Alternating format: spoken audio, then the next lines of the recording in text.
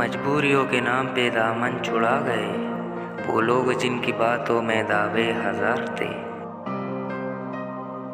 خوش فہمیوں کے سلسلے اتنے دراز ہے، ہر اینٹ سوچتی ہے کہ دیوار مجھ سے ہے۔ واسطہ پڑے تو نسلوں کا پتہ چلتا ہے، باتوں سے ہر شخص خاندانی ہوتا ہے۔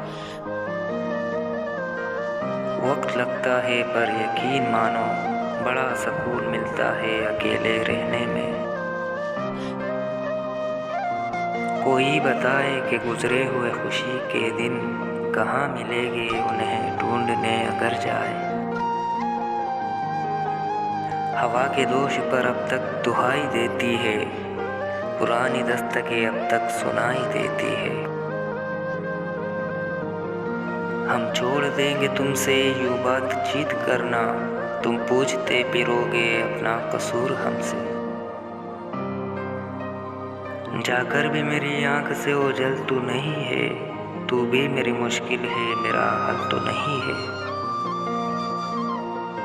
الفاظ میں کہاں آتی ہے کیفیت دل کی، محسوس جو ہوتا ہے بتایا نہیں جاتا۔ گرد ہے چاروں طرف قافلہ کوئی نہیں، فاصلوں کا شہر ہے راستہ کوئی نہیں۔